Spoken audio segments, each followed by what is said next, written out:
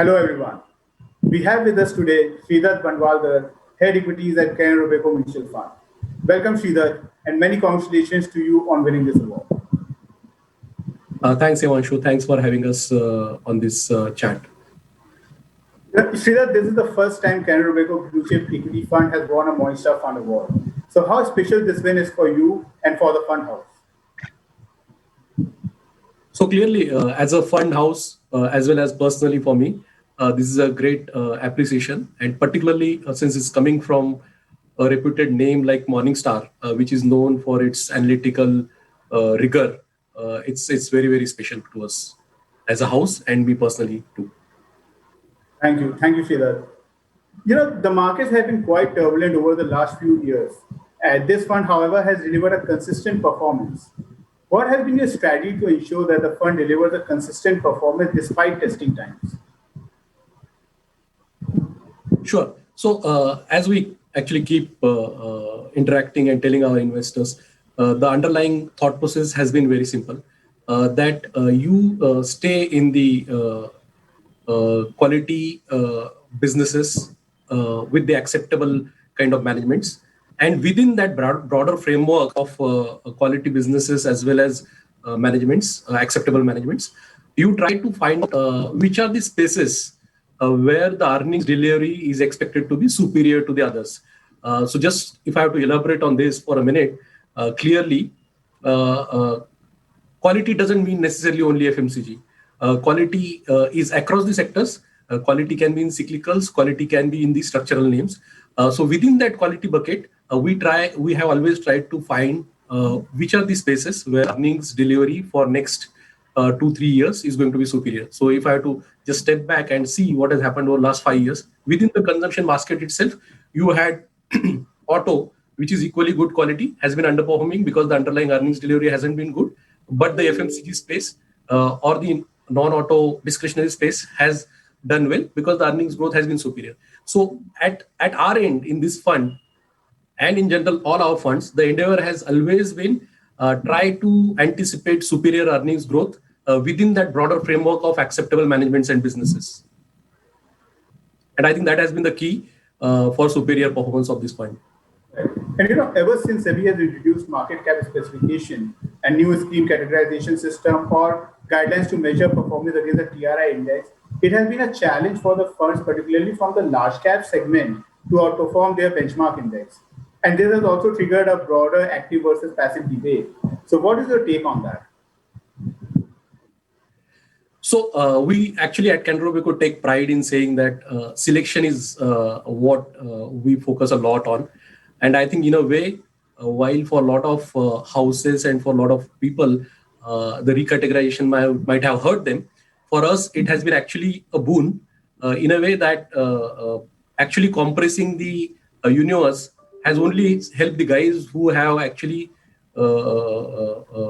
who have inclination to spend more time on selection. And to that extent, this recategorization has only helped us at Canara Robeco across our funds, not only Bluechip, but across our funds. So that's, I think, the take on recategorization and how it has panned out. As far as active versus passive is concerned, I guess there is space for both. And I would elaborate on why we think that there is space for both. Clearly, the friction cost or the distribution cost still remains very high in India. So if you look at last 3, 4, 5-year returns, they would be about across categories, they would be about 12-13% CAGR return, whereas your actual management fees, including the distribution fees, is about 2%. So to that extent, it is almost like 15-16% as a percentage of total returns is the distribution cost, which still remains high in India. To that effect, of course, there is a place for active funds. Having said that, you have to look at, I guess, the amount of churn that is happening in indices. So if you look at India, and for that matter, any emerging market, and particularly so in India, if you look at NSE, Nifty 50, there has been significant churn over the last 5 years, 10 years.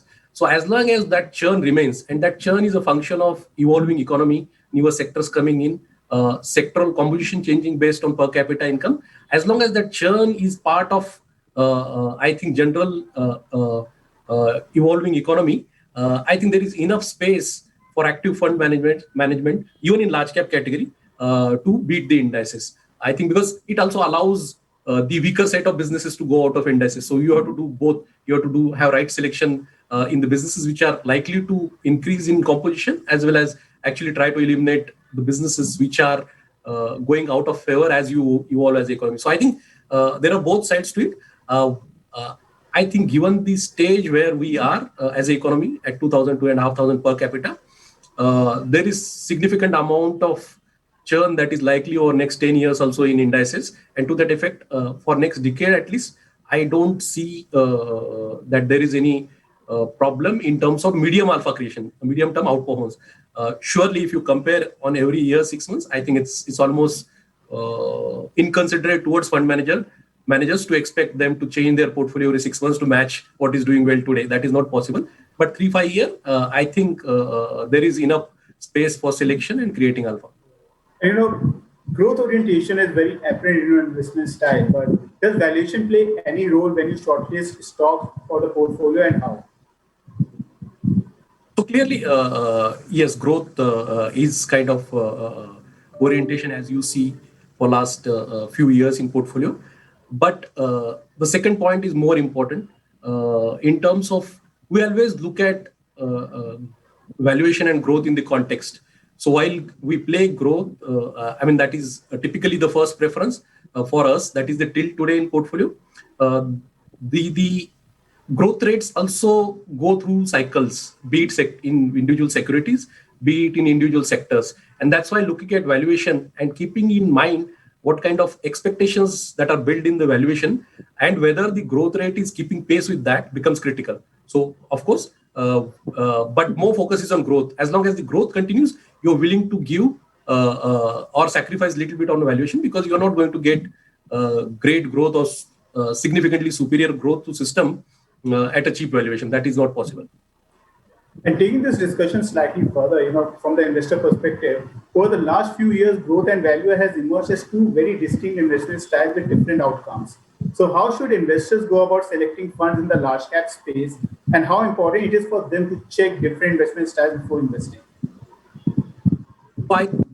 At a core, I think this is little misplaced debate in a way because everybody wants to buy value effectively, correct? Whether it is a growth style or value, you buy a stock. I mean, in a layman term, of course, people believe growth means something which is trading at 30 times and value means something that is trading at 10 times. I think that is little misplaced because even when somebody is buying a 30p stock and at the same time somebody who's buying 10p stock, both of them believe that the earnings growth is going to be superior to where they are buying the business. So that's first point, that you have to always look at the fact that everybody, whether it is a growth investor or value investor, he's seeing value there. That's why he's buying it. Okay, that's one. But coming to the point where people believe that value means relatively cheap stock, I think how investors should choose the funds is based on more the thought process that is the house or the fund manager willing to change when the facts change.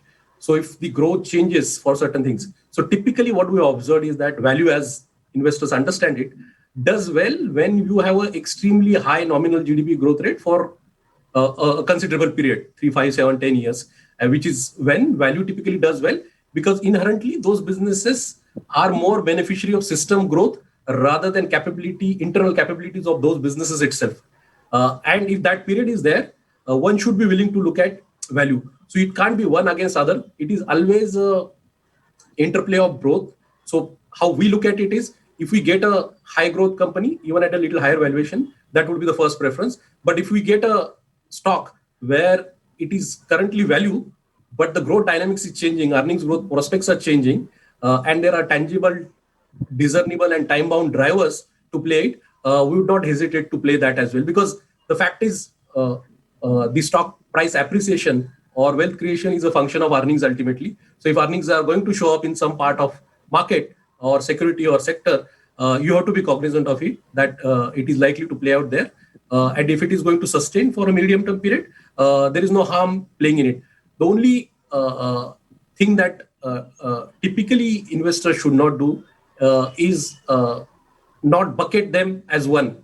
not every cheap stock or not every cheap stock, as we understand in as a value, is not value.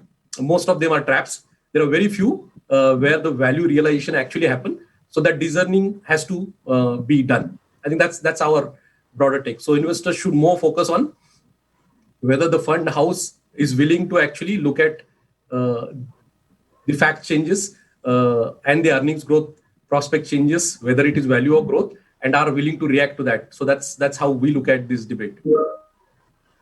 It was a real pleasure talking to you, Shridatta. Thank you for taking the time out to be with us today. And once again, congratulations on your win.